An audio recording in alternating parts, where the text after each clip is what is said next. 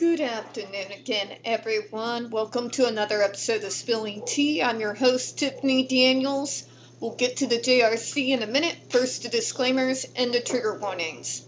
If you're unfamiliar with the Stop the Shots campaign or the campaign against the troubled teen industry, pertinent links are going to be in the description box. As always, we have Autistic Hoya's massive archive on the subject. Neuroclastics article where they surveyed over 800 ABA professionals in regards to the Judge Rotenberg Educational Center's so-called behavior modification program. The same one JRC threatened to sue over, by the way. In order to get it removed from Neuroclastics' website, Neuroclastic refused, so please read the article and share it. And folks, we do have Neuroclastics GoFundMe as well, because unlike the JRC, we don't have weird, shady access to unlimited sums of money. Trigger warnings. When we discuss places like the Judge Rotenberg Educational Center or Agape Boarding School for Boys, you're going to hear vivid descriptions of and catch clips or surveillance footage of people with mental health issues and disabled people being tortured and abused. If you got young children present, please use your headphones. Also, this channel is marked not for kids for a reason. We use profanity and speak on dark subjects. If your child's 16 and younger and watching this, parental supervision is advised. Now, I'm already annoyed by the JRC's usual gaslighting, leaning heavily into pseudoscience, and once again trying to make Big Pharma some kind of mystical big boogeyman, when in fact, due to their greed and corruption, it's kind of the exact opposite, because they don't like paying billions of dollars out in settlement fees. But, in spite of the JRC making me repeat myself forever, we gotta get to the end of this paragraph. I will say we'll try to keep it short, but it's me. I know that's usually famous last words, so let's get going here, alright? Also, allergies. You might hear weird throat noises. I apologize in advance. I don't know how to edit. Alright, I do not know how to edit Syntel. Alright, so creative wordsmithing aside,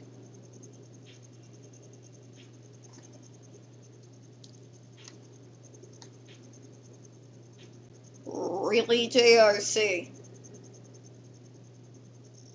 Really? You, of all people, are going to be talking about wordsmithing? Really? That's rich.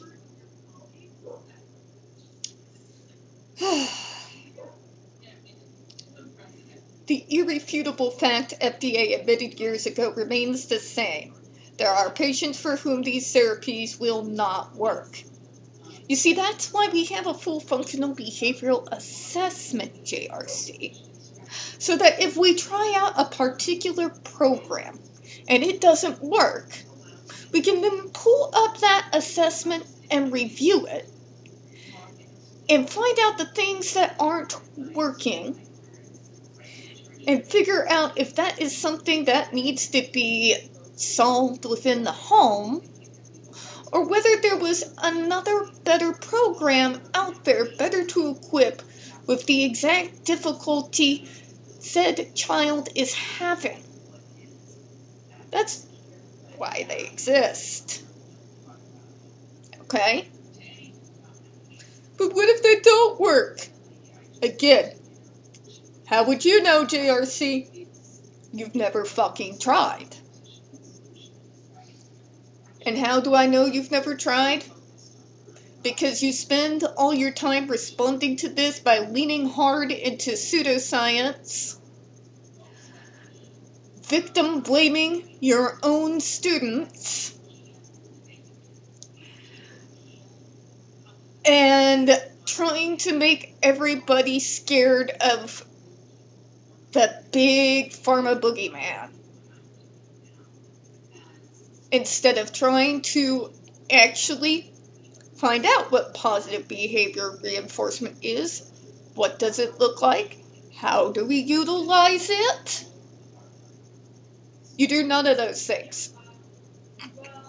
You do stick and carrot performative bullshit. You do that token bullshit, literally the exact same thing as kids receiving allowances from their parents and for doing their chores. And then you call that, we've tried everything. Obviously, if we can't bribe you out of behaviors you're not willingly having, then obviously we gotta go to torture. Before medication, before reviewing the assessment to see if maybe there's a different type of program we need to be trying that we feel might better address the underlying triggers. Not actually researching and sending your staff to learn how to use positive behavioral reinforcement, how to utilize person-centered planning, literally how to utilize any other program that everybody else uses. Yes, including kids as severe as the folks you put on your human shock collar. No.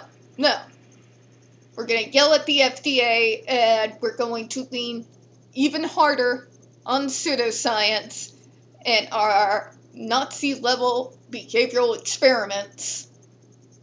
And obviously Big Pharma and you advocates who just don't understand that violence is good for you are the arguments we're supposed to, say, well, of course, JRC, obviously you're right.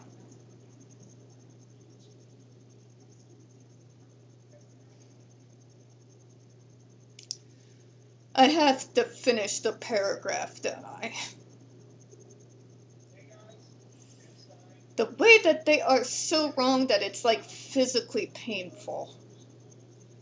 Undeniably, this subpopulation is small, even at JRC. Only 55 of the 314 patients there are currently receiving or have been court-approved for ESD treatment. All right, JRC, are they patients or are they students? You were not designed to be a psychiatric unit. You are designed to be a school. The proper name is consumers. And that has been national since 2005. Yeah. And number 2. But what about it when none of the other things work? A, you haven't tried everything, JRC. We are more than well aware of your abysmal lack of knowledge when it comes to utilizing any other kind of treatment or education program out there other than your own. We know about your absolute, utterly abysmal lack of knowledge in regards to why the full functional behavioral assessment being done before intervention is even discussed is so horrifically lacking. You don't even understand that tool's very fundamental importance. If you don't have it, you have no foundation. If your treatment program has no foundation, guess what's going to happen? That's not trying everything. Quit screaming that nonsense. And actually, after all these years and all these decades, finally answer us in clear words, why the hell, after all the legal woes And every avenue that's been taken, have you not answered why you do not do the full functional behavioral assessment? And if not that, why you don't require that assessment to be done first before accepting any student into your school? Because in reality, schools do not know whether what their program is going to be the best fit for the student or not if they don't have that assessment in their hands. It's not just a tool for parents, the social workers, and the case managers. It's a tool for the schools too. It's something they can rely on and go back on. And that's also why there's not just one full behavioral assessment, full functional behavioral assessment that's done. Again, like clockwork. Every 2 years, I go and get mine redone because my needs and the supports that I'm going to need down the road are constantly evolving and changing.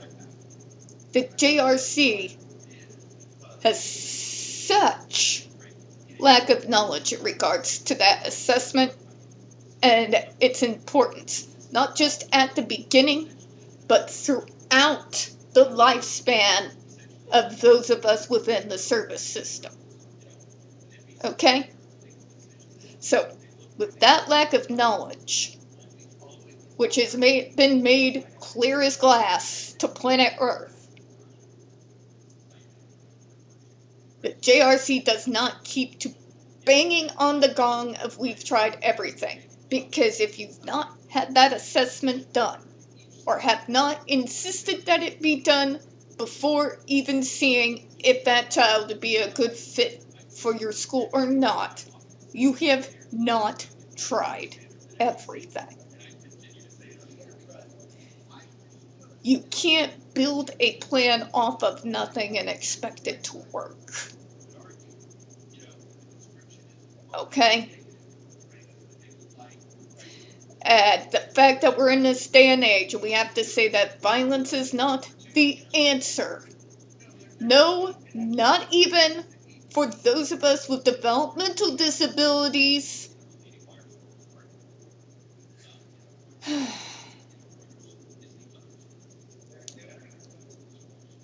When will the meteor, asteroid, or comet strike God? Alright, folks.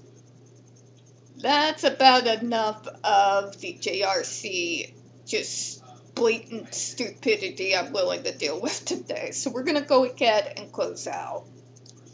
We don't get very many views on this channel, and the few we do get do tend to get removed from time to time. So if you could, please don't forget to hit the like button, hit subscribe, and folks, please don't forget to utilize the comments. I absolutely do appreciate your time this afternoon, and as always, folks, we here at Spilling Tea hope you have a good one. I'll see you all later. Bye-bye.